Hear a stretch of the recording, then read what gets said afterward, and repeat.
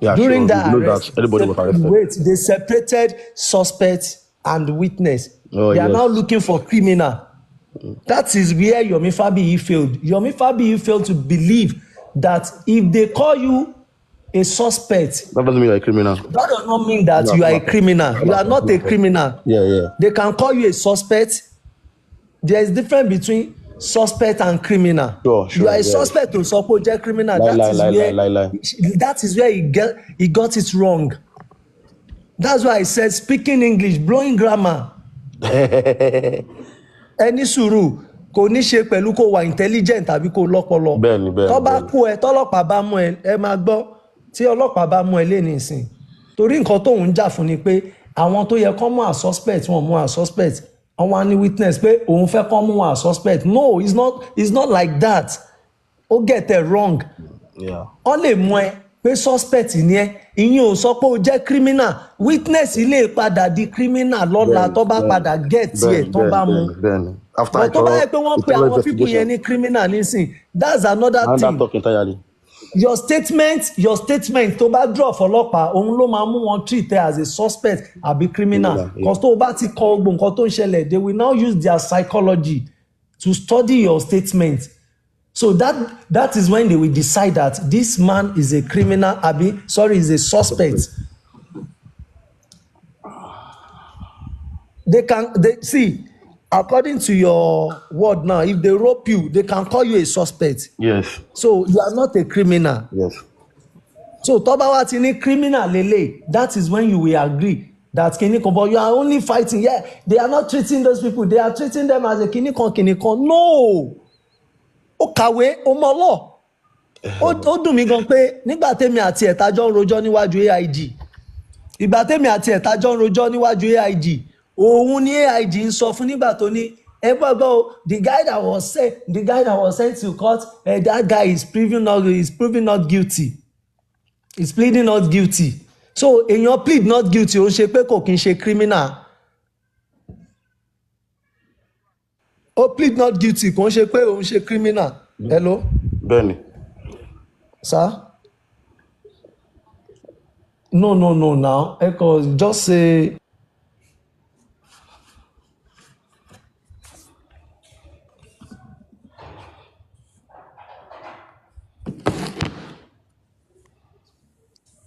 Gẹ́gẹ́ bí nǹkan tí mò ń sọ lọ, brother Ruben. Yes, I'm here with you, sir. You are a suspect, you are a witness. Ìyẹn ò mí ni pé wọ́n ti sọ pé criminal ni ẹ́. Tẹ́ bá wo nǹkan tó detain àwọn Naira Marley fún, pé wọ́n bully Mohbad ni, kò ń ṣe pé bóyá Mohbad kú. Pé moment yẹn táwọn ọmọ Nàìjíríà ń para, ẹ jẹ́ ká fẹ́ lè dùn wọ́n nínú, kán lè rí pa ṣiṣẹ́. Wọ́n ò tí ì sọ pé criminal ni wọ́n. Bẹ́ẹ̀ni. Suspect ni nígbà tó mú prime boy wọ́n sọ pé criminal ni prime boy, suspect ni wọ́n pè. Reason tó dẹ̀ yẹ pé suspect ni pé bí wọ́n ṣe jọ argue yẹn wọ́n mọ nǹkan tó ṣẹlẹ̀, level tó ṣẹlẹ̀ yẹn lọ fi treat as a suspect. Suspect tó pé spending torí pé òun ló drop number, anybody ló lè ràn pé ó yá drop number ẹ pé nurse wà, ó mọ̀ pé quack nurse lẹ́ni ó dẹ̀ drop number, òun ló ṣe mú à suspect. Gbogbo nǹkan tí mo kà í kí ló lè fi mú àdúrà suspect, kí ló lè fi mú ìyàwó à suspect. Nǹkan táwọn ọlọ́pàá yẹn dẹ̀ tún sọ ni pé nígbà tó béèrè question wọ́n ní kan charge ìyàwó ẹ̀ pé negligence nǹkan kan pé kò gbé lọ. Spendi confam pé àwọn ní kó lọ sí hospital, ó náà wọn ò lọ according to ọ̀rọ̀ wọn. Fún ara ẹ̀ wọ́n bí lọ fún ara ẹ̀. Eléyìí ní kó lọ sí hospital, ó náà wọn ò lọ.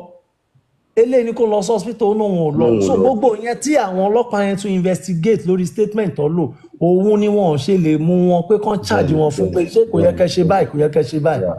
Fẹ́yìn tó sọ pé òun fúnra rẹ̀ náà òun lọ fún ara wọn. Tó fi sọ pé fúnra rẹ̀ òun ò lọ tí ó dẹ̀ pé nǹkan kan ṣe bóyá ó sì kì rẹpẹtẹ wọ́n wá bù wọlé. Two witness sọ pé bí èèyàn méjì sí mẹ́ta sọ pé kò lọ, pé òun lọ fún ara rẹ̀. Exactly, wọ́n ti ráhùn tó witness ẹ̀ pé ṣé lóòótọ́ ló sọ bẹ́ẹ̀, ìyàwó ẹ̀ sọ bẹ́ẹ̀, ṣé lóòótọ́ tí ẹni yes òótọ́ ló sọ bẹ́ẹ̀. Torí ẹ̀ ni mo ṣe fún ọ ní nọ́mbà nurse bóyá kí yẹn wá treat ẹ̀ nílé. And as a good friend, you always want to give your friend your nurse number. Sure. Exactly. God bless you. nǹkan tí bọ̀bọ̀ yẹn ṣe nìyẹn tó fi rí àkóbá tó fi sọ pé suspect ni suspect tó dẹ̀ pé wọ́n sọ pé criminal wọ́n ò ní criminal nítorí pé wọ́n ò ka pé òun ló ṣe báyìí ẹni tó bá ka tó bá pa èèyàn ẹni tí wọ́n bá rí fídíò tó ń rí nǹkan òun ló máa pè ní criminal but social media ló ń judge lọ́wọ́. Social media dey judge now, especially all these our bloggers. Especially our bloggers, they want to make money. Yeah, and like this talk, they will say this they've arrested issue, someone like this now to make Nigeria happy. They've arrested someone. exactly. This is Nigeria. They make this it is not happy. social media matter. But the social media makes the issue, in maybe the their issue escalate statement. upside down. Maybe I should leave my brother Feyikemi to talk. Okay, sir. Okay, sir. It's like he want to say something. Okay. So you have the floor. Feyikemi. Ẹ káàárọ̀. Ẹ káàárọ̀, morning. Yeah. Thank God pé mo tún máa l'opportunity láti bá yín sọ̀rọ̀. Yeah. Mo ti ń gbọ́ yín láti bíi 2 hours. Mo dẹ̀ like nǹkan tí ẹ̀ ń sọ. Nǹkan tí mo fi like ẹ̀ ni pé I know your mind. Thank God that you know. Ẹ mọjọ́ tínú bí mi jù. Ìjọ́ tí Bukky Jesse tó pe àdúrà ló lè. Tó ń bu. Tó ń sọ many things nípa àdúrà. Tí bàbá Mohbad ò pe Bukky Jesse. Bẹ́ẹ̀ tí Bukky Jesse bá pe bàbá Mohbad tó bá ní bàbá wọn ní nǹkan bá ìṣẹ̀lẹ̀ tí bàbá máa sọ̀rọ̀ ọjọ́ yẹn ni mo ti wò pé a gbọ́dọ̀ kọ́kọ́ fi wọ́n lẹ̀ kí ẹjọ́ ìfi parí kí settlement tó wá. Mo rò bíbí tí mo ti get it wrong pẹ̀lú yín náà nìyẹn. And again, gbogbo ẹjọ́ tí wọ́n ń sọ lórí tẹ́bẹ̀rẹ̀ lórí àdúrà, I want to say something. Okay. Mo fẹ́ ká smart lórí àdúrà. Over smart. Ẹ jẹ́ kí n sọ àwọn point tèmi. You must be smart on that. Bí èmi ṣe mọ̀ 100% pé àdúrà mọ̀ pé ejection nurse ló pa ẹ̀gbọ́n òun. Kò dẹ̀ sí ọwọ́ àwọn ọ̀rẹ́ ẹ̀gbọ́n òun níbẹ̀.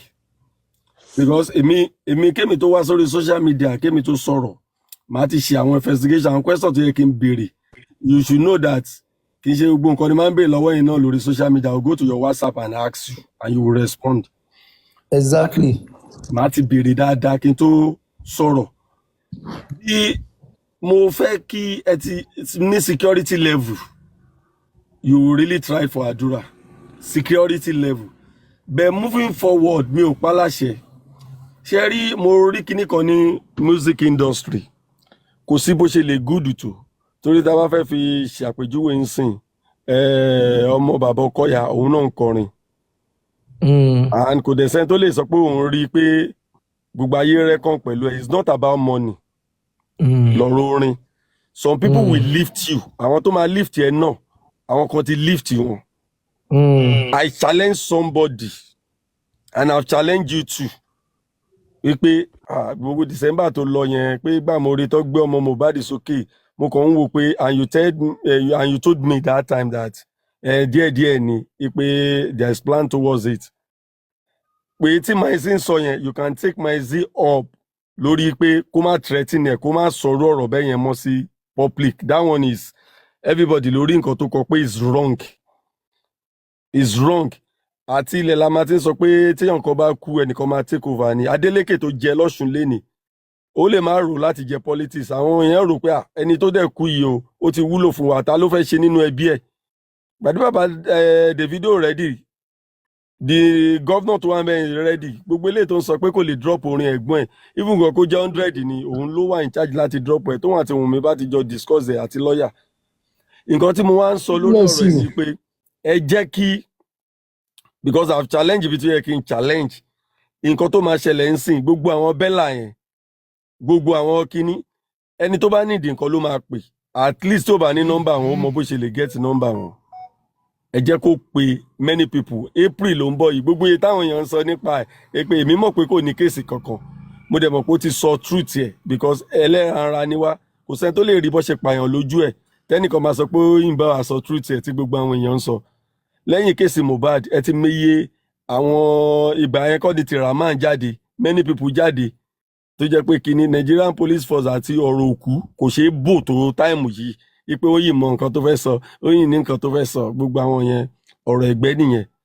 Let him mingle with people àwọn kọ́ lọ lọ́hùn ẹ̀ bet Ọlọ́run ń bọ́lẹ̀ wá let him mingle with àwọn tó jọ ń kọrin yẹn kí lórúkọ ẹ̀ Dàróṣà kọ́ pé àwọn tó yẹ kọ́ pé by April sí àwọn èèyàn máa ṣe é sáwọn èèyàn máa ṣe túnú àwẹ̀ kọ́ pé Bella kọ́ pé gbogbo àwọn Ṣèyí vibe pé ọmọ yìí àfẹ́ kò go ẹ̀gbọ́n ẹ̀ wọ́n ní ọmọ tó bí kò dàgbà ọmọ kékeré ní àlè ní kí yẹn lọ máa di máìkì mọ́ kí ni ẹ̀pù tẹ̀ lè ṣe fún bó jẹ́ 10 minutes ẹ̀ picture bọ̀bọ̀ I think that is the next stage for now you should not see anybody àti pé mi ò mọnú ilé ìwọ tó ń kọrin ó lè mọnú èèyàn ẹ tó wá náwó fún ẹ náà ó lè mọ you will protect yourself and pray very well ìyẹn ló máa fi secure rẹ let him just take some step lórí ìyẹn because you are trying now but there are some people tó jẹ́ pé they are into this music gangan àwọn gangan irú eléyìí sìn you need to tell them because ọ̀rọ̀ kèsì ti bàjẹ́ if Bella is not talking to him mi ò lè blame Bella Ṣèyí vibe is not talking to me ò lè blame him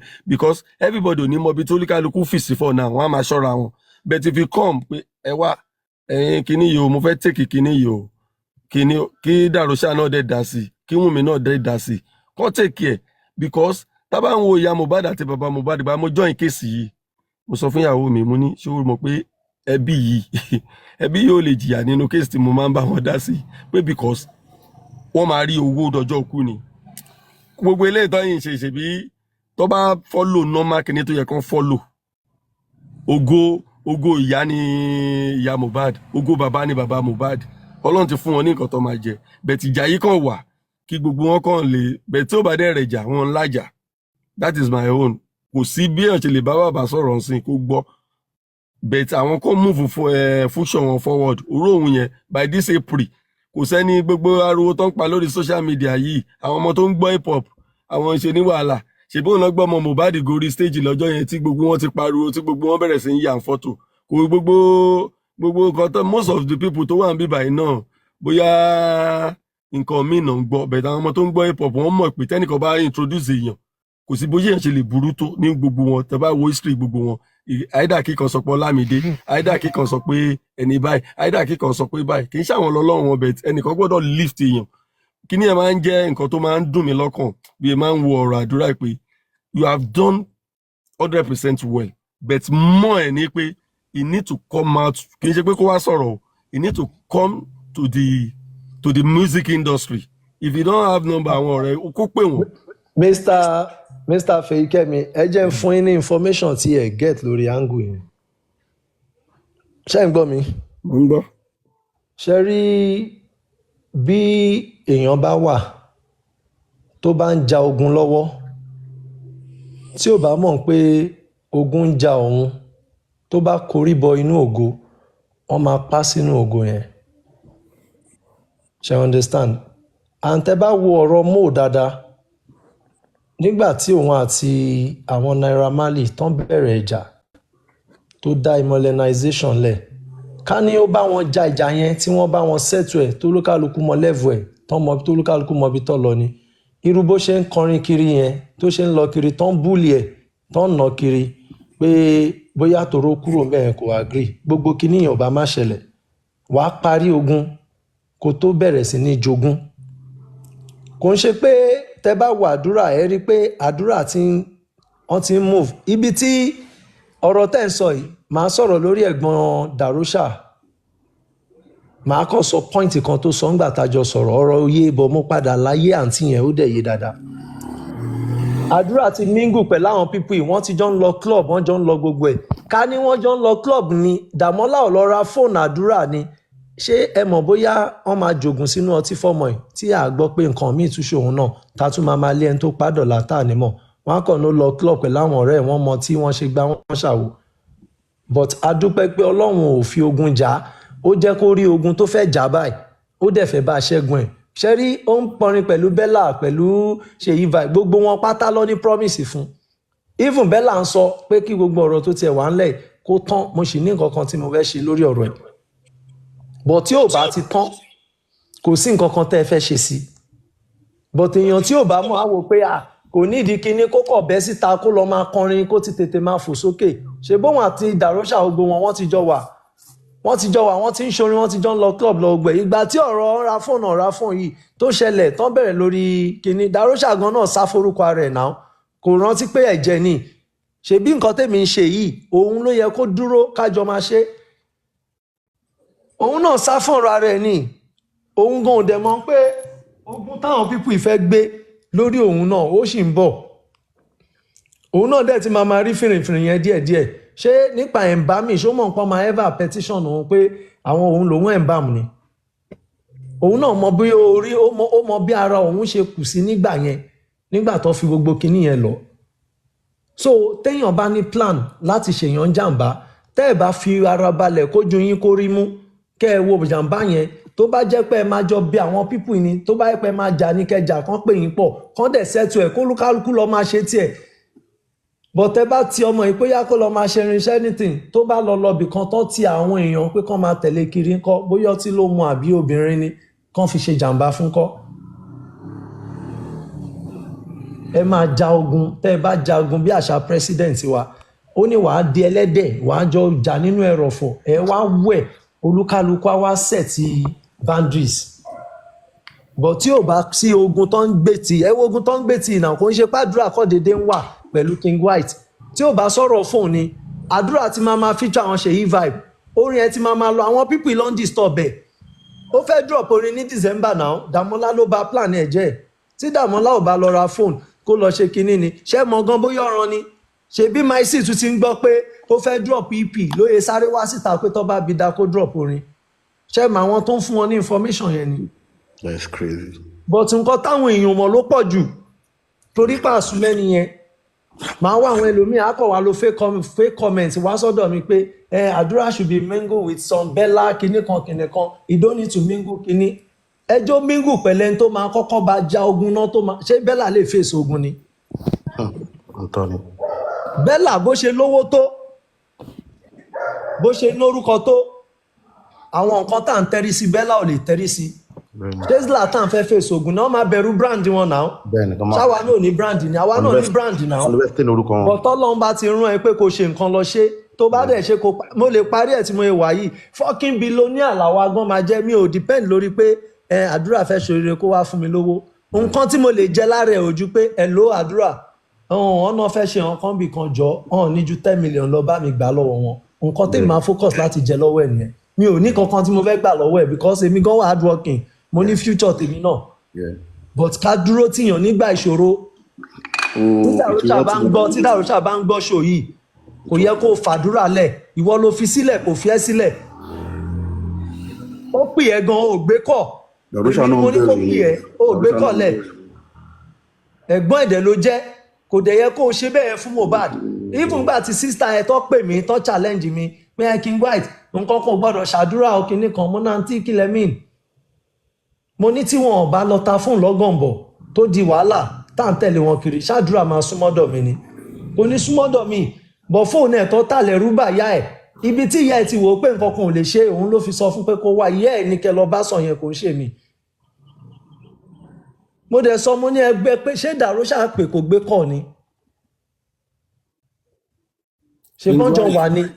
King White ẹ fọ̀rọ̀ Dàrúṣà lẹ́yìn social media. no ẹ sọ ọ̀rọ̀ yẹn mọ́rọ̀ ni mo yẹ ta sí yín lórí ẹ̀ pé irú àwọn Dàrúṣà ó yẹ kán dúró kán lọ mú mọ́ mo kàn ń sọ fún yín kẹ́lẹ̀ ní full information and I'm not scared of anybody láti sọ ṣe get mo ti ń sọ fún yín pé orin tèmi fẹ́ padà kọ ni pé àbọ̀rẹ́ o Jésù mo ti jíṣẹ́ tó rán mi àbọ̀rẹ́ o Jésù yes. So that is me and I'm not fucking and I'm not fucking scared of anybody. Àárọ̀ yìí ń sìn bí mo yẹn sọ̀rọ̀ ó yẹ kí n ti wà níbì kan ṣé lórí iṣẹ́ mi ni kò ṣáà ń ṣe lórí iṣẹ́ mi lórí ọ̀rọ̀ wọn náà ni.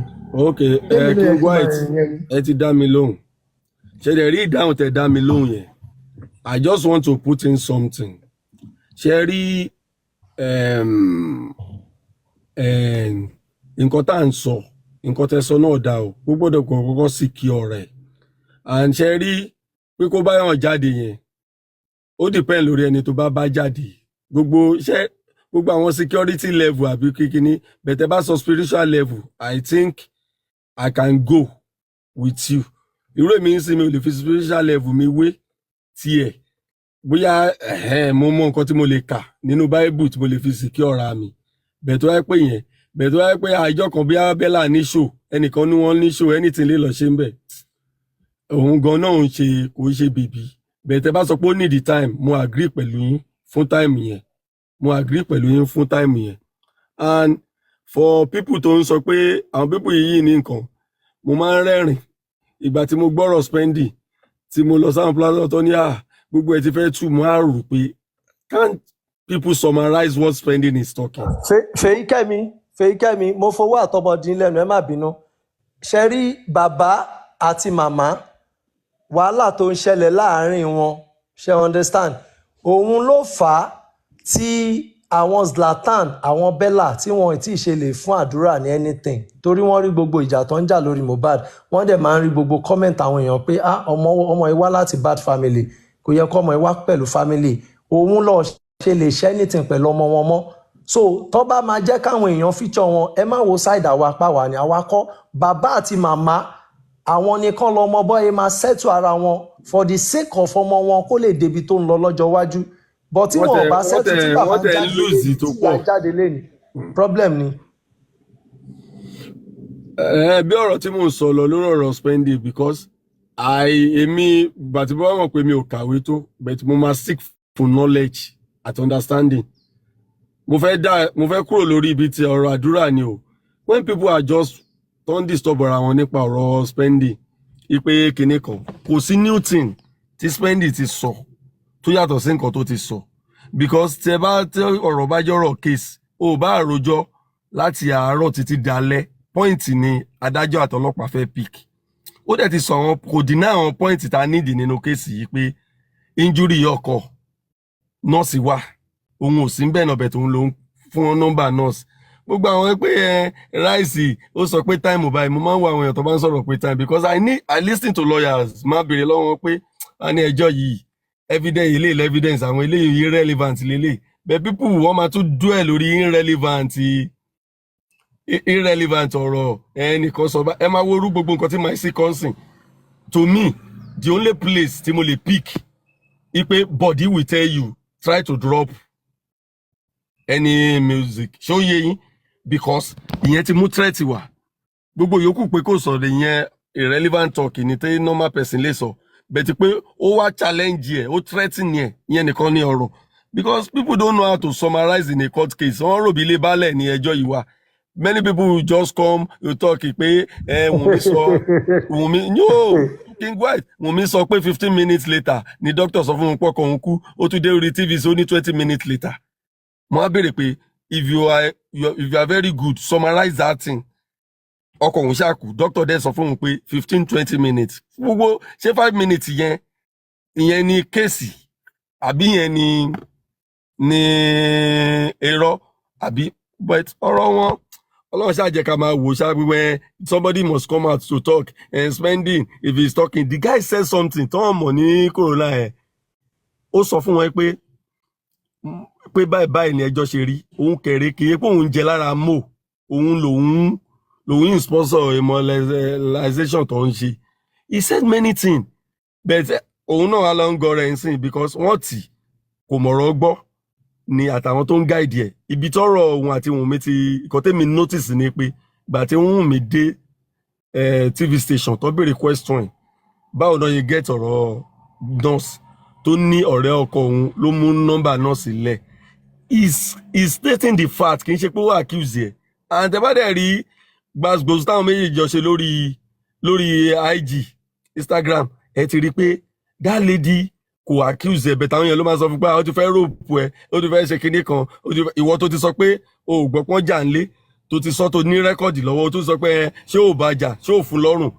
ókè àwọn táwa ní quest àti rí i pé injury ẹ̀yẹ kan ló wà lára Mohbad gbogbo àti rí injury tó dẹ́ẹ̀dì láti show tọ́ka tí àwọn bá tẹ̀ ní altercation tó wọ́n bá ní anything ní ìjà mo most people kàwé wọn ò mọ bó ṣe ń follow ẹjọ́ ò ní sọ fún ẹ ókè ọkọ àtìyàwó wọn lágímẹ̀ntì àbí níbo làpá mi wà yàtọ̀ sí èmi ò like láti máa wò kú bẹ́ẹ̀ mo wo Mohbad every part of the body náà ṣò fún wa ní quest lọ́jọ́ yẹn you are there but I don't know what people want to gain àwọn tí sòótọ́ tán ìgbà tí Mr. Ruben máa bẹ̀rẹ̀ sí pé dazamo kò sóòótọ́ kankan ikú ní spirit tiẹ̀ o King White tó wà ní ti ìbílẹ̀ lè sọ ikú ní spirit tiẹ̀ o. mi ò sí ti ìbílẹ̀ o. I'm a good Christian o, Jésù ni mò ń sìn o. Ẹ ẹ má kó bá gbogbo mi white o. wọ́n ti ní ìbílẹ̀ ní gbogbo white OPC ìbílẹ̀ ìbílẹ̀. l'OPC Èmi ò ń ṣe ìbílẹ̀ o, I'm not ìbílẹ̀ OPC o. ni ìbílẹ̀ l'OPC Jésù mo gbọ́kànlé o, kì í because kẹ́ mi. I Ẹ just jọ. in anything tí bá ń dá sí I use my common sense because PhD holder wọ́n ti defeat ẹ̀ nínú kéèsì yìí gbogbo àwọn intellectual wọ́n ti wà defeated nínú kéèsì yìí common sense people la nísìn you can speak English from today God bless you. to tomorrow kò ní mínìsì mi mọ́ lórí kéèsì yìí because English ẹ̀ ò tẹ̀ kọ́kọ́ jókòó ra ẹ̀ kó mobile ro ipa ọmọ yìí ṣe interview tí bàbá ṣe rí interview tọmọ yìí ṣe rí kí làwọn kankan tó wà ń bẹ̀ and I refer àwọn Yorùbá nìkan ni mo bínú sí kéèsì yìí because I have 3 video tí máa ń refer àwọn èèyàn sí pé lọ listen kó jókòó kó think ẹ̀ dáadáa the first interview bàbá second one Aláròyé àti tó ṣe pẹ̀lú legali àbí kí ló ń pe bọ̀bọ̀ yẹn you will know the tone of what really happened and gbogbo nǹkan tá à ń gbọ́ yìí last year a fi pariwo DNA wọ́n say nobody is talking about people must talk the truth if you can't question anybody that is saying his truth o lè pe nírọ́ àfipẹ́ tó bá róòtọ́ àdúrà ò sọ̀rọ̀ kò tí ì sọ nǹkan tó ṣẹlẹ̀ o dẹ̀ róòtọ́ tó fẹ́ fi kàńtẹ̀ ṣe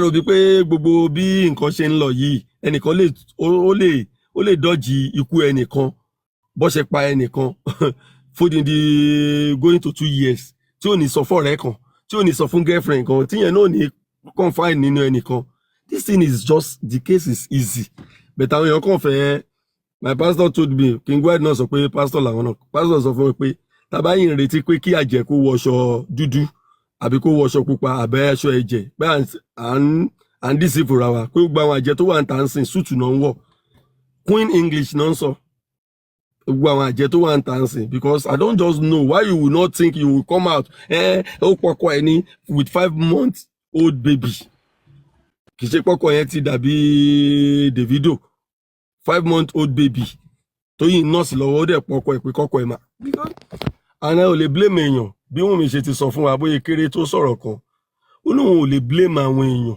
pé because bàbá ọkọ òun ló ń sọ̀rọ̀ òun ò lè bẹ́ẹ̀ ìgbà tóun náà ti jáde sí tó ti sọ àwọn nǹkan kan kéékèèké tó yìí sọ lásán everybody ti wà divided tẹ bá dórí IG divided tẹ bá dórí TikTok divided because mo ṣe mọ̀ pé Nàìjíríà ò mọ nǹkan kan nípa court case I had a case mo gbé fún ilé orúkọ yíbò tó tún lórúkọ yìí o àgbákòbá ìjọ yẹn mo bá rojọ́ lọ títí ní bàbá yẹn ní non stop I just need the points of this case ìgbà yẹn lẹ wọ mọ́tò bọ́lẹ̀ ẹnìkan ló pè mí ó ní gbogbo yẹn ò ń ṣe court and mo dẹ̀ rí ẹ̀kọ́ yẹn kọ́ tó tọ́ pé òótọ́ ni ìgbà tí Sam Shitu máa sọ̀rọ̀ ó summarize ni ó ní àwọn kankan wà tóun ti rí nínú kéèsì ó dẹ̀ sọ 3 sí 4 tó rí but we will come kí ló dé tí ó sì sọ pé òun gbé ráìsì fún lọ́jọ́ Monday and I listened to one person yesterday pé ó sọ pé òun ò jẹ ráìsì lọ́jọ́ Monday ìpọ́jọ́ Tuesday lòun jẹ ráìsì gbogbo àwọn nǹkan bẹ́ẹ̀ yẹn the point in this case is that àwọn prime boy ó ti sọ fún ara rẹ̀ pé Mohbad gba òun ò gbà which èmi bí ṣe wáyé o mi ò pray kí nǹkan kan ṣe prime boy because even ní police statement police ń sọ fún wa pé Mohbad ń gba prime boy ò gbà mi ò wá mẹjọ tí ó lè bet kò ṣeé sọ adájọ́ ló máa dájọ́ pé nǹkan báyìí gbogbo ohun mi náà dẹ̀ ti jáde pé báyìí ni gbogbo wọn pátápátá they are saying the same thing tá bá summarize it but people want to pick something pé nǹkan báyìí ló sọ okay gbogbo wọn agree pé there is injury wọn agree pé wọ́n pe nurse wọ́n agree pé nurse fún ní injection the funnest part of it Nigeria Medical Association wọ́n interrogate èèyàn àwọn kan yìí ní feeling pé bóyá kò sí nurse bóyá kí wọ́n purọ́ ni bóyá wọ́n báyìí ẹ̀ ni mo kọ́kọ́ wò pé tẹ́ bá tẹ̀ ń bú police àwọn yẹn come out with report pé ẹni báyìí nǹkan báyìí ló fún o àwọn dẹ̀ ti pè ń ṣe certified nurse látọ̀dọ̀ àwọn yẹn clear àwọn wọ́n gọ́vnà tún ṣe 13 man kìíní wọ́n give gbogbo report tí náà àwọn kan yìí sọ pé kò sí nurse wọ́n bribe nurse ni kìíní kan ni nurse ni Wùmí dẹ̀ fi gbogbo ẹlẹ́ẹ̀kan tí lọ́ọ̀yà sọ fún pé kó má parí ìsìn tó ń jáde ẹni ó ṣe ń blame nurse ni ẹni tó kọ́ sínú statement ẹ̀ pé nurse injection lórí àtìlára ọkọ̀ wọn tọkọ̀ wọn fi kú ẹ jẹ́ kí n stop kẹ́lómi sọ̀rọ̀ ẹ ṣe.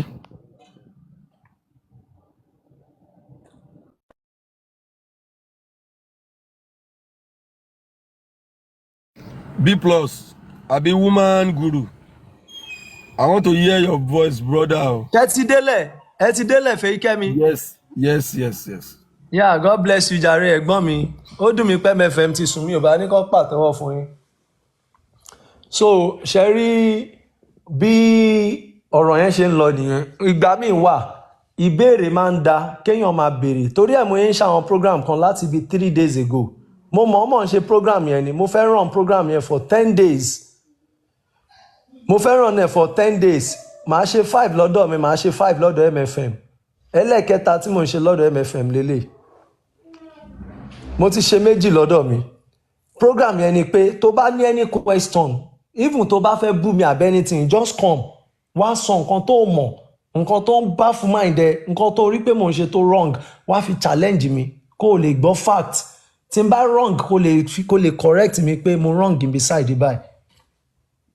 Nǹkan tí mo ń ṣe program yẹn nìyẹn. So bọ̀ ká máa ṣe chọ́chọ́chọ́chọ́ kiri kí ogun fi máa ká ọ̀pọ̀lọpọ̀ yín mọ́, ìyẹn ò dáa. Ìyẹn ò dáa. A need àti ṣe chọ́chọ́chọ́chọ́ kiri. A need láti protect ẹni tó yẹ ká protect. Mo sọ ńgbà kan mo ní iṣẹ́ tí mo gbé lọ́wọ́ báyìí o tèmi rí ogun tó ń bọ̀ yìí ogun àdúrà ni o. Àwọn èèyàn mọ nǹkan tí mò ń sọ. Ó fẹ́ máa fàdúrà gbowó, ó fẹ́ máa ṣe kinní kan. Mo rò pé ṣáwọn eléyìí mọ ṣọ́ mọ ṣẹ́ mi ṣá. Ṣọ́ mọ nǹkan tí mò ń ṣe ṣá tó ń sọ pé ó fẹ́ máa fàdúrà gbowó. Kí ló mean tó máa fi máa sọ̀rọ̀ statement yẹn? And now mo fi pé by now àwọn tó ń sọ pé àdúrà ò ní ìdí lọ́ọ̀yà kó lọ lo lọ́ọ̀yà bàbá ẹ̀. Àdúrà ò ní ìdí lọ́ọ̀yà kó lo lọ́ọ̀yà Wùnmí. Mo fi pé wọ́n máa mọ nǹkan tó ń ṣẹlẹ̀ báyìí. Mo fi pé wọ́n máa mọ nǹkan tó ń ṣẹlẹ̀. Lọ́ọ̀yà tó lọ defend Wùnmí lórí Arise television kán wá padà rí pé same lọ́ọ̀yà yẹn níbi tóyàn bá dẹ̀ fẹ́ defend Wùnmí kò sí wàá ta sí bàbá torí bàbá àti Wùnmí ló ń jà. Pàdí dẹ̀ ni bàbá àti Wùnmí tẹ́lẹ̀. That same lawyer kó wá tún wá dúró fún àdúrà. Àwọn public ò ní sinmi, wọn ò dẹ̀ ní trust àdúrà. Lọ́yà bàbá kó wá máa wá gbẹ́jọ́ rò fàdúrà wọ́n á ní wọ́n ti lọ kọ́ ọ̀bọ̀yẹ sọ̀rọ̀ ti spending pé àwọn lọ́yà bàbá ló tútọ̀ ẹ̀ pé Gurexy ó show evidence tó dẹ̀ play evidence pé Gurexy sọ tá dẹ̀ wò. Wọ́n wá sọ pé lọ́yà yẹn ó tútọ̀ àdúrà. Àdúrà ó ní kàríà. Ó níbi tó ń lọ. Ìdẹ̀tí ògbọ́n gbọ́dọ̀ ṣamẹ́rẹ̀. Bí statement àti mi kan má jẹ́ kan ṣá ẹmẹ́rẹ̀. Wọ́n ò gbọ́dọ̀ ṣàdúrà mẹ́rẹ̀. Tẹ́ bá dẹ̀ fẹ́ kọ́ ṣamẹ́rẹ̀. Dandan ni kó dá dúró kó dá jagun ẹ̀. Tó bá ti wá jagun tọ́tọ́ lọ ń gbé gòkè á wá padà wá bá àwọn tó ń jà yẹn pé ẹ wá agbára ti wà lọ́wọ́ mi dádì mi ẹ dákẹ́ 200 million lélẹ̀ 500 million lélẹ̀ nǹkan tó bá ṣe ti ilẹ̀ ló ń gbé mi ò fẹ́ gbọ́ ọkàn mọ́ lẹ́nu yín. Nǹkan ṣẹlẹ̀ nínú fámìlì ẹ̀ bọ́lọ́ ń ṣe gbé lọ́wọ́ sókè yẹn ṣé kò ní pa àwọn ẹ̀gbọ́n ẹ̀ kó sẹ́tù wọn ni àbẹ́bí ẹ̀ á pè wọ́n máa sẹ́tù wọn tó rọ́lọ́run ti fún ní nǹkan tó fi ń ṣe bàbá láàrin gbogbo wọn ó dẹ̀ fún lórúkọ. So ẹ fọmọ ìsílẹ̀ ẹ jẹ́ kó dá wà. Mọ́mí ẹ̀ nìkan ni wọ́n dúró lọ neutral. Mọ́mí ẹ̀ ló lè lo lọ́ọ̀yà ẹ̀. Kò lè wo pé yàn kan kanta sùn ẹni tó ń jáde láti di wọn kó má ní kí lọ́ọ̀yà ẹ̀ lọ kanta àbí ó sùn mọ́mí òun kó má ní kó lọ kanta sùn ẹ̀ padà. So tá bá ń sọ̀rọ̀ ẹ ṣí brain sílẹ̀ kẹ́ máa gbọ́ wa gbogbo nǹkan kọ́ la máa fi máa blind gbogbo nǹkan kọ́ la máa fi máa react sódì. Ó lè ní ó fẹ́ gbowó mo sọ fún yín gbà yẹn mo ní nǹkan tí mò ń sọ yìí 1 week sí 2 weeks ó máa yé yín kò tiẹ̀ wá pé bẹ́ẹ̀ kẹ́ tó bẹ̀rẹ̀ sí ní rí pé wọ́n threaten live ẹ̀ náà ń sìn ṣé lọ́ọ̀yà àwọn mi ni kó lọ sùn Maisi wọn ò ní sọ pé bóyá torí pé Maisi yóò ń bá wọn mi jà òun ló yẹ ṣe kínní ṣé lọ́ọ̀yà bàbá ni kó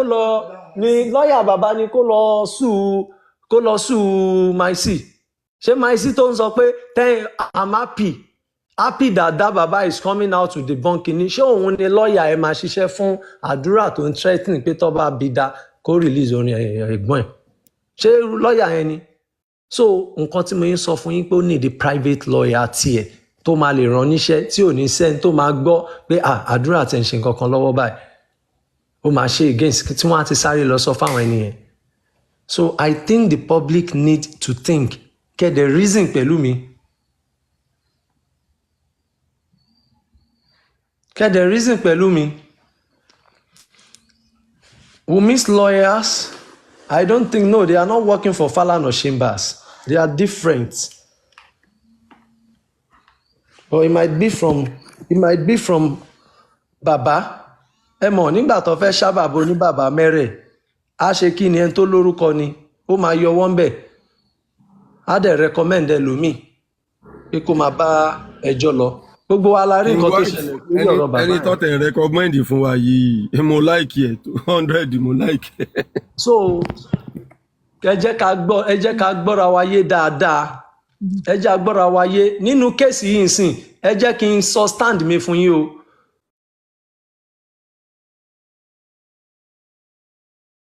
Mo ní trial. Nǹkan tẹ́mi ń support lé lórí ni pé ẹ má fìyà jẹ aláìṣẹ̀.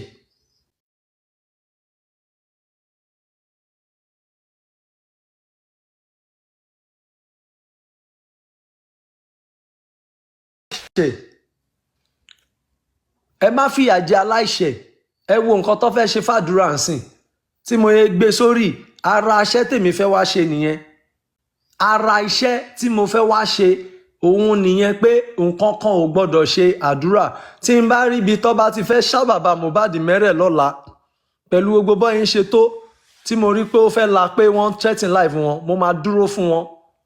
Tí n bá rí ibi tán ti fẹ́ threaten life Wùnmí tí mo rí pé kò dáa, mo máa dúró fún. Tó bá fẹ́ threaten life ìyá Mohbad ní àsìkò ní àyè tèmi o, ní capacity tọ̀dọ̀ mi, màá side ìyá Mohbad. So mo wá side wọn, mo dúró fún wọn yẹn. Ìyẹn ò mí ní pé bóyá mi ò mọ nǹkan tí mò ń ṣe.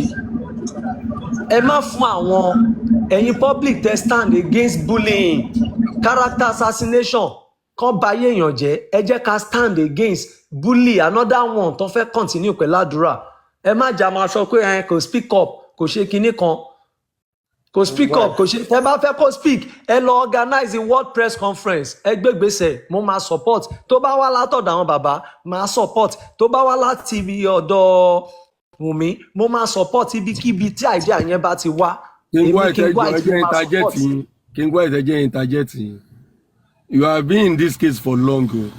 Ṣé rí lẹ́ẹ̀kan gbà tí Robin sọ̀rọ̀, ẹni kan pé gbogbo wọn pọ̀, kán jọ sọ̀rọ̀ lórí kí wọ́n pé gbogbo tiktoker, wọ́n pé gbogbo blogger, gbogbo kíní yóò mean. Kò ní meaning, court case lélẹ́yìí. Kò sí bó ṣe lè sọ̀rọ̀ àwọn èèyàn tó máa dúró síbi kan wá dúró síbi tó fẹ́ dúró sí. Gbogbo ẹjọ́ tí wọ́n jọ ń rò yìí, yàtọ̀ sí pé Wùnmí jáde wá sọ̀rọ̀, ó láwọn ọ̀rọ̀ tó ti sọ, tó jẹ́ pé àwọn míì máa pè lórí platform wọn tó máa explain bó ṣe jẹ́ fún wọn. Àwọn èèyàn ò gbọ́. Kò sí bẹ́ẹ̀ ṣe fẹ́ sọ wọn bá tó bá fẹ́ ṣe press conference ní kéèsì yóò fẹ́ waste owó. The government ní kan in kéèsì yìí bí Wùnmí ṣe ń sọ fún wọn pé kíní wọ́n tètè ṣe nǹkan tó máa ṣe lórí kan make a declaration everybody face ibi tó fẹ́ face. Exactly. Press conference ò rán eléyìí. The governor should act, should call them. Okay, kí là ń ṣe lórí kíní? Níbo ni investigation yín dé? Kíní kan dé? Ṣé mọ̀ pé gbogbo rádaràda iná ló mú àwọn kí náà ń pè wọ́n DPP tó fi mé pé kíní ó lè jẹ́ governor ló pé kan nú wọn lọ́jọ́ yẹn pé kíní gbogbo ilé tí mo yìí ń gbọ́ kéèsì yìí kí lẹ̀ ń ṣe lórí ẹ̀? They should make pronouncement lórí ẹ̀ tó bá ní fact kókó lọ sí high court àbí kókó lọ sí next court. Gbogbo máa sọ̀rọ̀ ráìsì ọ̀wọ́n kíní. I talk to lawyer máa sọ pé òun máa ń rẹ́rìn tó ń bá ń gbá àwọn ẹlòmíì ni. They will pick the point jáde ni. O wọ mọ́tò, o bọ́lẹ̀ inú mọ́tò, gbogbo yẹn kò kà wọ́n. O jáde in time báyìí, kò kà wọ́n. Anybody lè mistake in time. The people on TikTok, they will stay on time, they will stay on nǹkan tó wà relevant in the case. And you will want to tell me that PhD ni ẹ, o wà ní òyìnbó for 25 years, o wà kíní. Ẹ ti defeat gbogbo nǹkan táwa fi ń praise yín tẹ́lẹ̀. Before tí wọ́n rí pé àwọn èèyàn kan wà ní òyìnbó máa wò pé ọgbọ́n pọ̀ lórí wọn. But in this case, all they defeat everything. So fẹ́ kẹ́mi kí n tó máa lọ cause mo máa fi ilẹ̀ sí. Fún kẹtó lọ ṣe rí me to me the most irrelevant person in this case is my sin. Òun lẹni kan tẹ́ pé kó sọ̀rọ̀ kẹ́ everybody kọ́ wò kẹ́ everybody pòṣì kọ́ kúrò ńbẹ̀ because to even start with. Brother ẹ wo bí ẹ jẹ́ kí n sọ nǹkan tí kò ń yẹ in public fún yín ṣẹ́rẹ́ ní tí ò bá mọ ibi tọ́rọ̀ tí ń bọ̀ ó máa ń fi ojú pòṣe nǹkan ọ̀rọ̀ eléyìí ò ń sọ̀rọ̀ pòṣe ṣe get No, nǹkan tó deep no, ni if you tí ò want to rí take ẹ̀yin. actions on him, take actions. Me, I'm just telling you from my own So point of that view. From my own a point dẹ̀ of ti view, sọ it's so kò irrelevant because kò even ń when ṣe Mo pé kò was irrelevant ọ̀rọ̀ kò ṣe kọ́ leléyìí o. no, Ayé ẹ̀yin lè fa ṣebí orúkọ tèmi kọ́ ló bàjẹ́ orúkọ àdúrà ẹ̀yin lè ń fa ìsìnkú àdúrà so ẹ lè swear tẹ́ bá fẹ́ swear. I'm just saying from the exactly. public point of view, No. it should be irrelevant because when Mo was even alive, you and these guys are no longer friends. You are associated with most top his number one enemy ẹjọ wà papọ̀ ni. So it's not even in your place to come out and say somebody is not finding justice for him because you yourself you are the leader of the people that were never in support of him having justice when he was alive. So how are you now the person that is coming online now to come and dictate to everybody that àdúrà o fẹ́ justice fún ẹ̀gbọ́n o kíníkan tí máa ń dé máa sí yẹn tí bá rí tó ń sọ̀rọ̀ báyìí mo máa ń feel irritated because máa wọ pé and somebody will hear this boy and they will take him serious. Kí ló nǹkan tí mo tún fẹ́ sọ ṣe yí spending yẹn fúnra ẹ̀ tiẹ̀ dáwọn adviser tán adviser kò adviser dáadáa sí ní kéèsì yìí tó mì.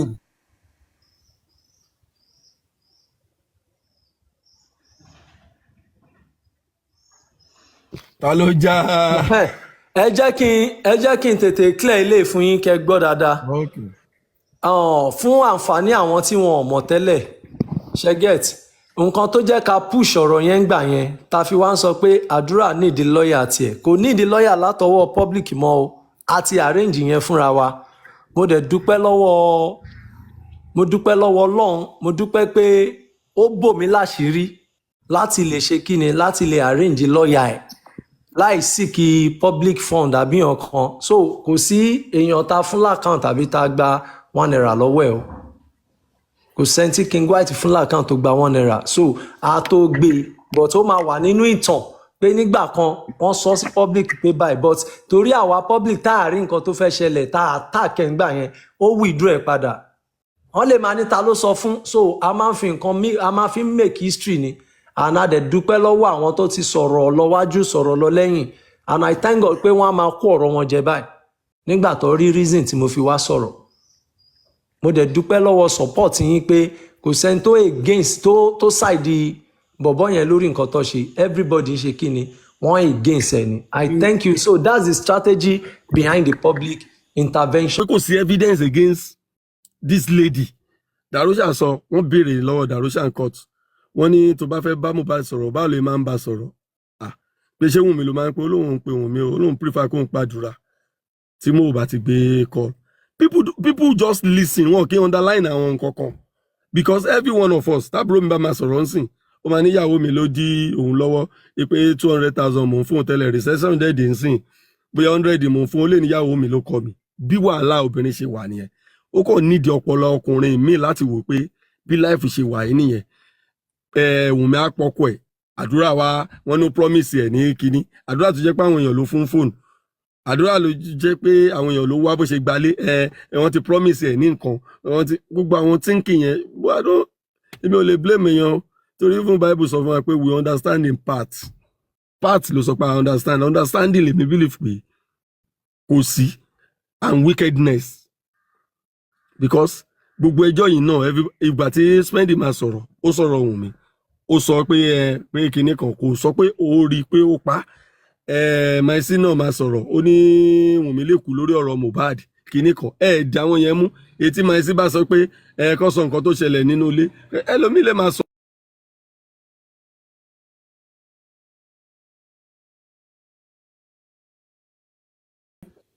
no ó nídìí lọ́ọ̀yà o àwa ti gba lọ́ọ̀yà but a nídìí ẹ̀ látọ̀dọ̀ public mọ́ a nídìí public fund fún lọ́ọ̀yà yẹn mọ́ so wọ́n lè tẹ̀yàn tó bá fẹ́ wò pé òun kàn fẹ́ support in another thing yẹn ò kan king white mọ́ but concerning that lawyer tí mo wá sọ mo ti withdraw ara mi kúrò lórí ẹ̀. okay why tẹ fi change mind ṣé tẹ pọn fẹ́ máa fi bully yín ra ẹ. yes kó máa ó déwájú oúnjẹ ó dẹ̀yìn oúnjẹ sọ so kí n lọ mo lè afford láti take ẹ̀ so at least ó máa wà ní ìtàn pé mo ti wá rí but àwọn kan ló takò so ẹ jẹ́ ká ọ̀rọ̀ àfihàn lẹ̀ kí n lọ sort yẹn out. Nǹkan tí bully máa ń ṣe ni MFM, that means no more contribution nìyẹn. Yeah, kò sí contribution wọn ò wá owó láti ọ̀dọ̀ public mọ́ fún kinní because tẹ bá observe nǹkan tó ń sọ kiri ni pé ẹ ṣe àwọn fẹ́ gbowó náà ni wọ́n fẹ́ gbowó ní kinní kan wọn ti gbowó kankan lọ́dọ̀ tèmi o àdẹ̀ tí àkáǹtì tá a fi sí ibà mi rò bí ẹni títí in fact I really tiẹ̀ push ẹ̀ because èmi jẹ́yàn kan tó jẹ́ pé you can't cover the truth forever. Anyway, I don't know what to. If you really want to talk or you want to ask him question, you can come up. Yeah, you can come on me. Gbọ́kọ̀tọ̀ sọ látàrọ mi ẹ̀ṣẹ̀ sùn ẹ máa gbọ́ nínú mi pé mò ń sùn látẹ̀kàn. Part of what bully does is that ṣe ti gbogbo bó ṣe ń sọ káàkiri yẹn. I feel these people feel like kí ni gbogbo ilé ẹ ká tax ara wa. Jẹ́ ká ṣe báyìí ká kúkú sọ kó má dàbí pé tó bá dọ̀là ń sìn wá ní àdúrà náà ti gbowó lọ́wọ́ pọ́blíkì ló ṣe ń ṣe báyìí ló ṣe ń ṣe gbá ló ṣe ń ṣàwò so it is okay káwọn kúkú gbowó wa visit yourself no more contribution káwọn kúkú bára wọn sọ káwọn gbowó káwọn má gbowó sí public and in fact mo kí pàtẹ́wọ́ fún mi. Oh, thank you MFM. At least motive tí mo fi wá sọ ní public ngbà yẹn ó ti ń clear sí gbogbo wọn báyìí lórí ọ̀rọ̀ tí Maisi wá sọ. Yeah, ó ti ń clear sí because we should all know that these people are not just joking. If someone can come out and be threatening Adura that okay lọ́kọrin your body go tell you ṣe threatening nǹkan tán like ṣe kan fún ẹ̀gbọ́n ẹ̀ tán ẹ tútù ń babọ̀ díẹ̀díẹ̀ like ẹ ń babọ̀ what you mean?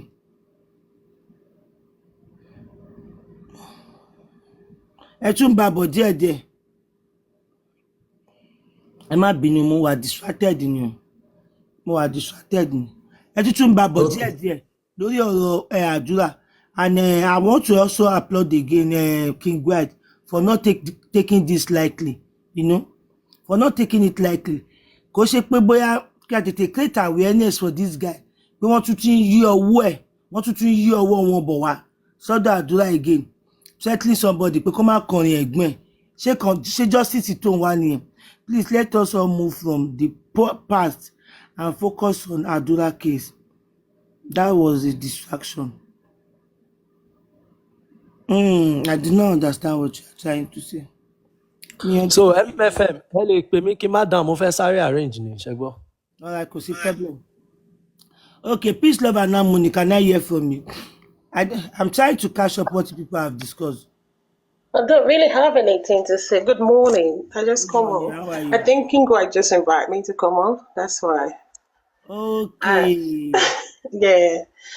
I think what King White said is actually right. I think if you can afford a lawyer to avoid all this embarrassment, I think that would be very great because there's plenty talk about this particular contribution for lawyer and all that.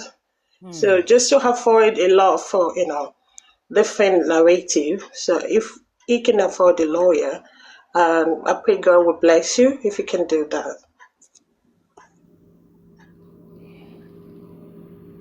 Amen.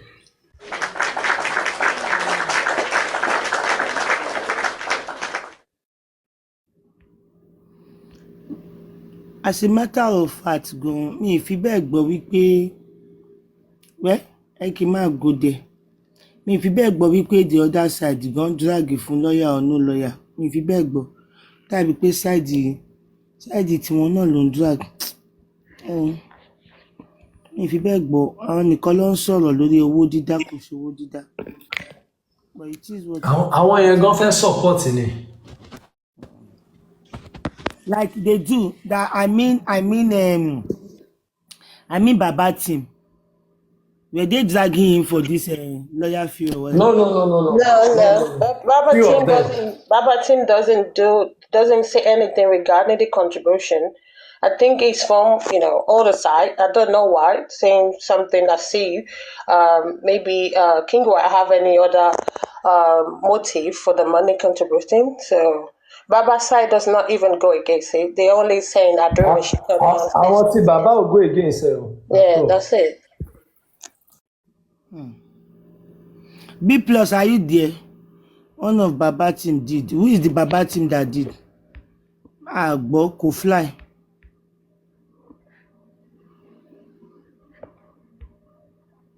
Doesn't fly. nǹkan tẹ́ ẹ̀ bá ti gbọ́ ló lẹ́nu bóyá Bukky Jesse àtàwọn kan tí wọ́n fi drag èèyàn ẹ gbàgbé pé bóyá bàbá tìmú go against ẹ. Ó ṣá. Àlùfáìdà èèyàn wọ́yìn mi alpha Ó kọjá dáadáa. ó ga jù. Kí ló ń ṣẹlẹ̀ ẹ káàárọ̀ ọmọ kí everybody. You dey here since? I dey here since now. I don come, I don go, I don come, I don go. Mi ẹ̀ṣẹ̀ jí ni. Mi gbọ́ dáadáa mo ti máa miss àwọn kan lọ títí bọ̀ kò sí Mo problem. tẹ̀ wá really sọ̀rọ̀.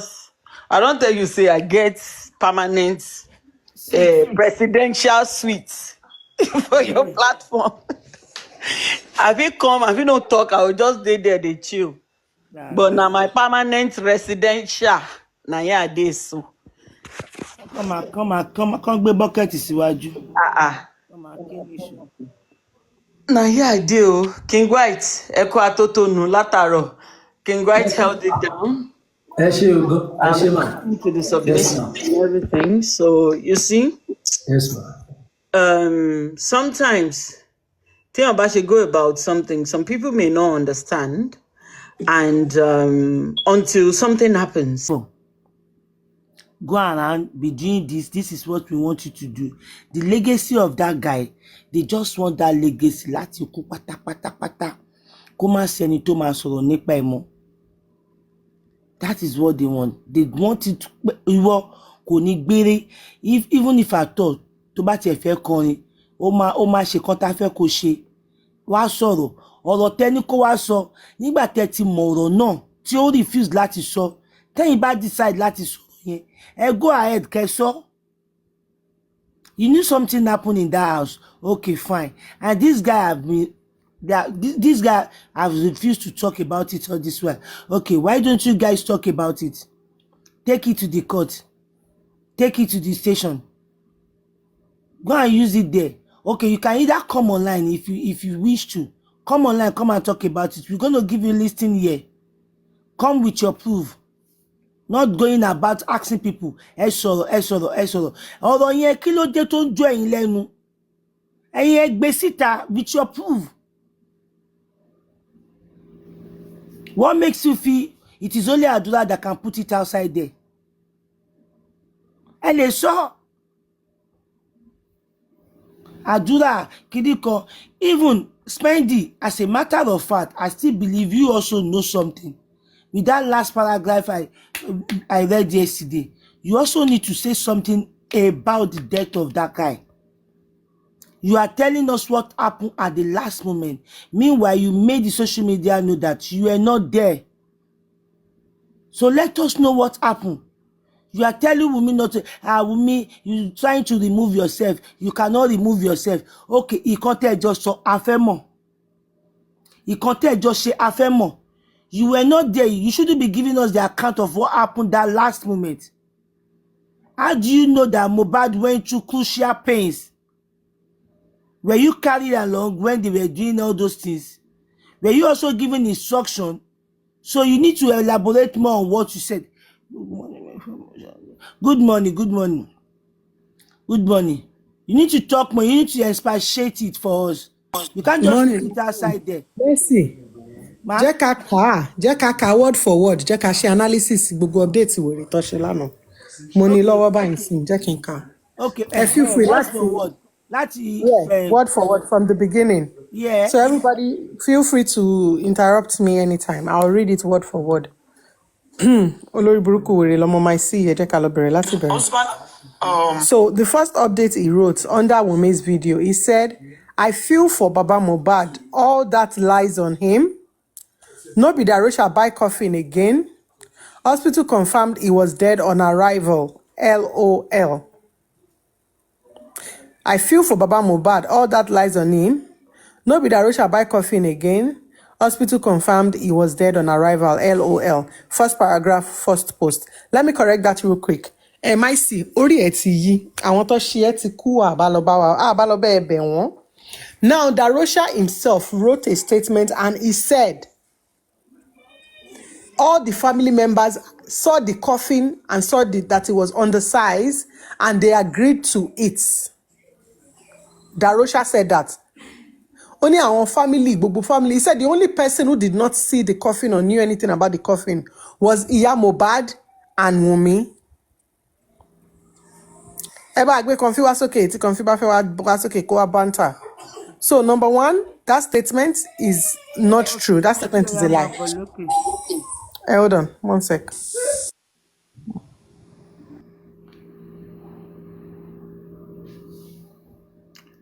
You are free to interject, ask question, you know.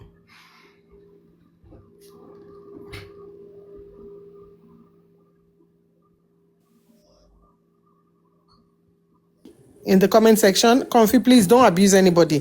We can have a respectful banter. We don't have to be abusive, Ejo. So please keep the comments clean. You don't have to abuse anybody in the comment section. And the second paragraph of that first post says, at this point, many women still need to fear some certain women. Okay? We don't know what you've been through in the hands of women. We don't know what you've experienced. We don't know what your life story is. So, you know, we're not going to question that because that's your opinion. You know, you could be talking about anybody. You know, women, if we don't show you shaggy. So, again, we don't know who you are talking to. So that's fine. All right? Now, the next updates.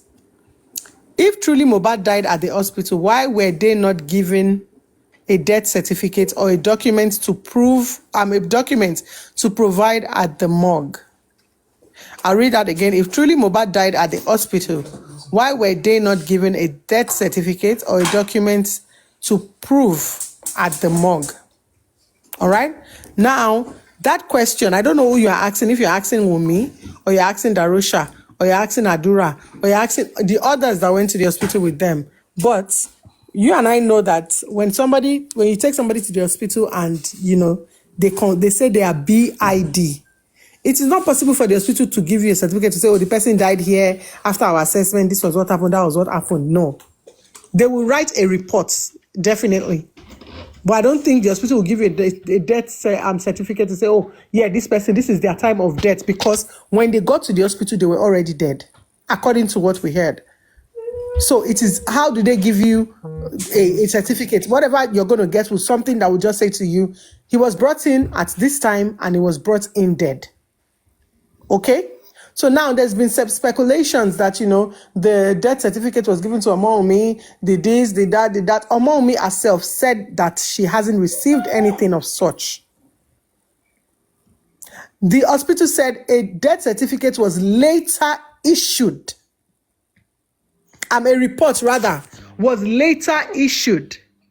Who they issued that report to, nobody knows. Maybe to the police, maybe to the courts, maybe to, no one knows. But Omoumi confirmed that she did not receive any reports or any paperwork that says Mohbad died at this time, because again, they were unsure. Did he die inside the house? Did he die outside the door, on the way, on the bike, in the car? Because there's a conversation also where the driver said he felt Mohbad's hands or his legs or something, and, you know, his body was cold. All right? Any question before we move on? Any question with that, please? And then mute. Let's debate on that. Can I ask a question, please? Go ahead, Susie. Yeah. You see, I have a problem. And this is my problem. Now, like some of us that live in the Western world, according to them, the doctor said Mohbad died on arrival. By right, if I'm wrong, somebody should correct me. By right, are they supposed to release, is the hospital supposed to give them the body or release the body for them to go back home with it? So that's where I have a problem. Why did this kid still went back home with the body? Did the hospital reject the body, or did the hospital refuse, to take the body from them and protect the body? So that's where I have problem with these kids. Okay, that question will have to be directed to the hospital. They are the only ones who can give you answers to that question. However, let's go by what we've heard so far. Okay, the hospital will not keep the body because it was brought in dead. Okay. No hospital in Nigeria will keep a body for you. It's not in the West. In the Western world, yes, they will take in the body, they will register the body, they would, carry out some tests and then call coroners to come have the body, and all of that will happen. But he did not die at the hospital. He died en route, or maybe on the way, outside, on the bike, in the bus, whatever the case is. He died somewhere, but he was brought in dead. Now, it is not the duty of the hospital to take him to the morgue. It is not the duty of the hospital because he is not their patient. He did not pass away with them. He did not pass away while under their care. So they would then advise the family to say, go and deposit this body at the nearest morgue because this person is no longer alive. Now, when family are in denial and all of this drama happens, the family would then go and seek for a second opinion.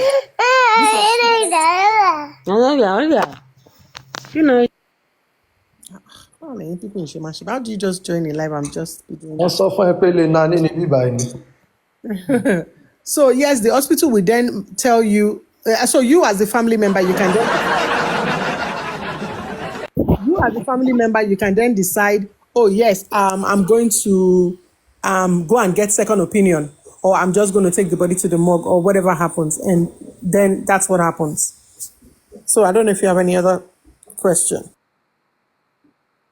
Yeah, that's where my problem started with the kids in the house, all of them from Wumi to everybody in the house, because I feel either the police should call the attention, the hospital, one of the hospitals should call the attention of the police, because when you look at these whole people, there's no any matured adult in the midst of these people that is parading and walking around with this body. They are all young children, So for me, I'm going to fault the two hospitals. Why don't they call the attention of the police to do the right thing, So go ahead.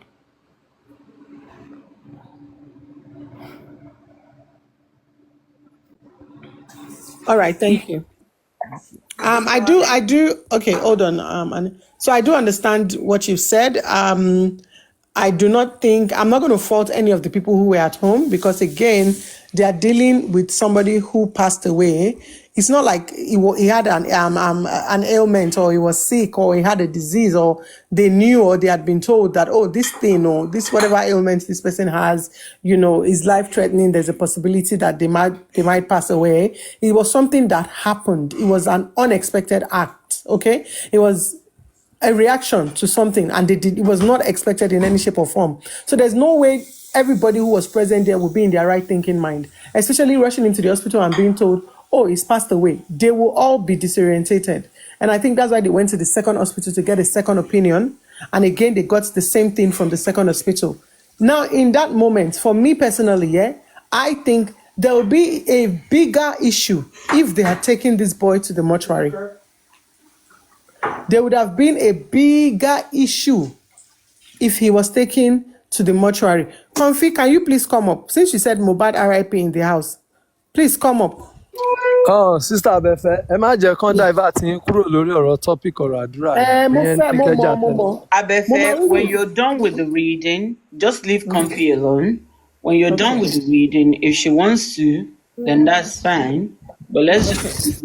I just have a question for Comfy. Comfy wo nìyẹn? Ṣé Comfy ìyàwó mi? Girlfriend, you can write in your Comfy. Comfy, can you please? Ẹ gbé girlfriend mi sókè, ẹ ṣe jẹ́ ká engage ara wa. Comfy, if you can answer me in the comment section, I'd really love it. Can you please tell me what? I just don't want her to distract. the body temperature in your tó bá wà ní coma? Kí ni body temperature wọ́n máa ń read? You can Google it and just write it in the comment section. Let's just have an idea. Because you're saying that then maybe you have an idea. Anyway, let's keep going. So I think it would be a bigger issue. So everybody asking me, I think it would be a bigger issue if Mohbad was taken to the morgue, because then we begin to deal with the issue of, God forbid, Baba Mohbad, and they didn't even wait for me. Nobody called me. Before you know it, they've deposited the body in the mortuary. The body has been taken to the mortuary. It will be a bigger issue. They could not even wait for me to come. They could not even call me. All these things we're talking about, it will be a whole different story entirely. How did they know that he was actually dead? Why would they go and put him in the freezer? They did not call me. Nobody notified me.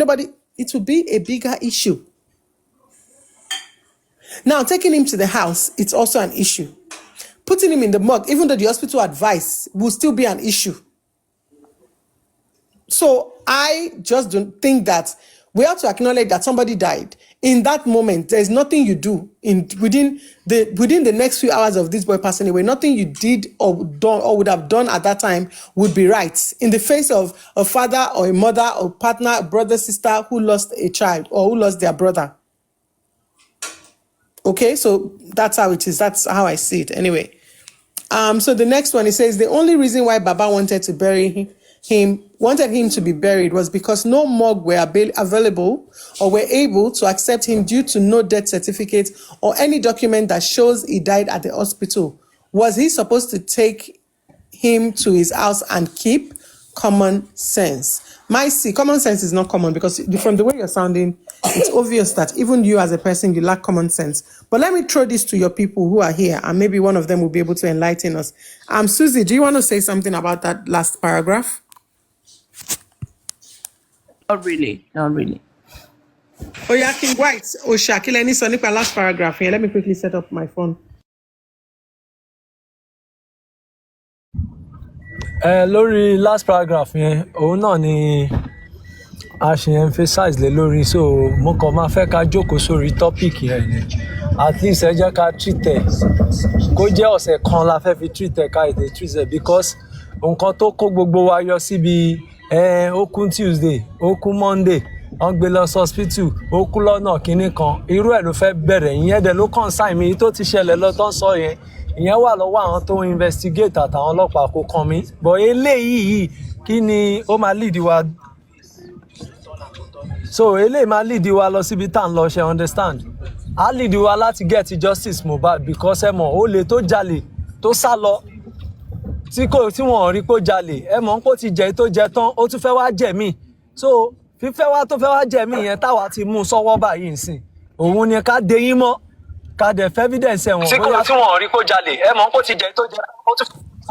Tó bá tẹ́tì ní irú èèyàn bẹ́ẹ̀ yẹn ní police station tó drill ẹ̀ dáadáa bóyá wọ́n máa fún wa ní nǹkan tí à ń wá lórí ọ̀rọ̀ justice because ó ti ń show báyìí ó ti ń clear ṣe understand ó ti ń clear sí wa dáadáa báyìí ó dẹ̀ ti ń yé wa and ó dẹ̀ máa gbé wa lọ padà lọ síbi ọ̀rọ̀ ẹ̀ nígbà tó lọ ó ní òun lọ sílé òun lọ wò ó láti lọ kàn ẹni tẹ́jọ́ ń jà ó wá gbọ́ ikú ẹ̀ ó wá inú ẹ̀ wá ń dùn pọ̀ tẹ́ ikú àbí báwo lọ confam pé ṣé lóòótọ́ ni wọ́n ṣiṣẹ́ àbí wọn ò ṣiṣẹ́ kò sí yín ó yé mi kí wọ́n bá wa investigate lórí matter yẹn kò só lè tó jalè lọ yẹn ó dàbí pé ó tún ti fẹ́ wá tó lè mí jà kò dẹ̀ mọ́ pọ́ ti gba security kó máa ṣọ́lé security tó wá ń ṣọ́lé sìn òun ló ń pariwo sìn pé ẹ wá o lè tẹnójà yín gbà yẹn tọ́lọ́ ní ká wá ṣọ́ dáadáa bóyá ó máa tún wá tún ò lè jà òun ló tún ti dé yìí o so ẹ jẹ́ adé yín mọ́ ibi bẹ̀ yẹn ká máa sọ̀rọ̀ lórí ẹ̀ so mo dẹ̀ mọ̀ pé Ọlọ́run máa fún wa ṣe dáadáa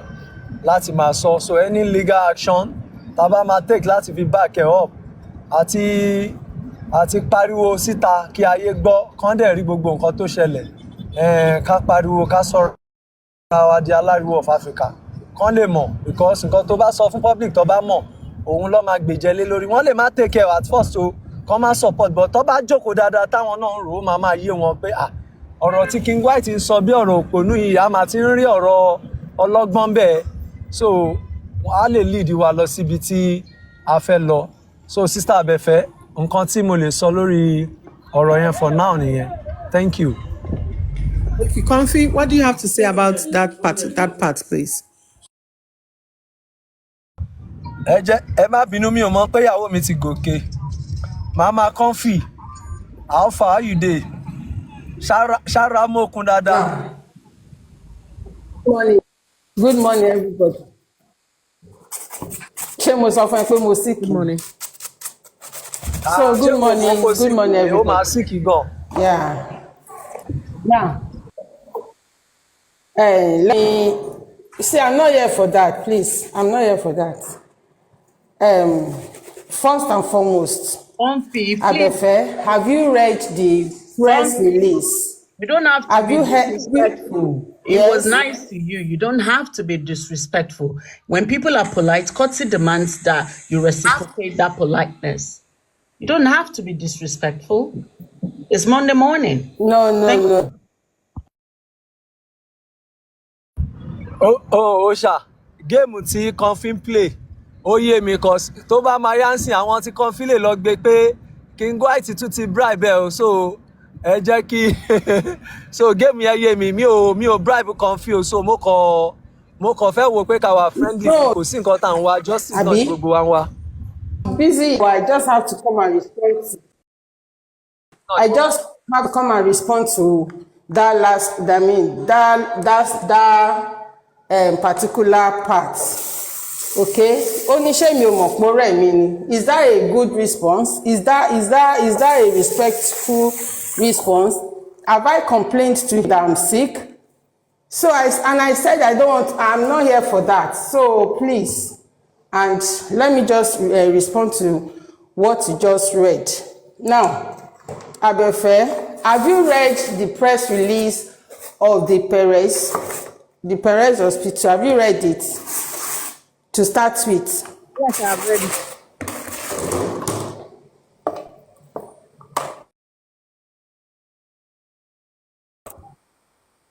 Okay. Letter of the press release. They said Mohbad was brought in dead and that they advised Wunmi. No. Comfy, they did not say they advised Wunmi. That's incorrect. We can bring to up the government. No, Comfy. They instructed. She was instructed. No. Wait.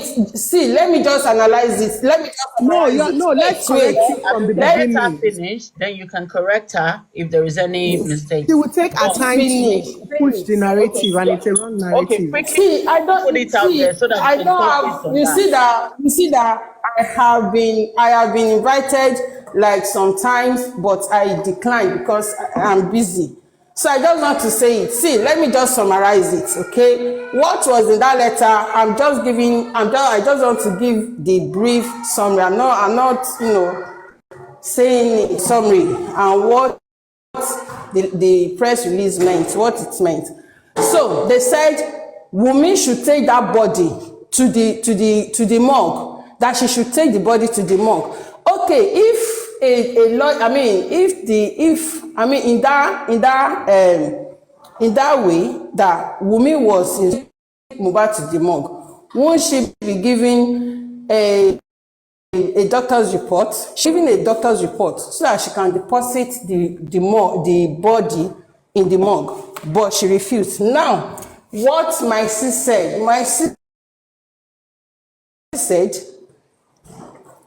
what do you want Baba Mohbad to do? Do you want Baba Mohbad to take the body to his house?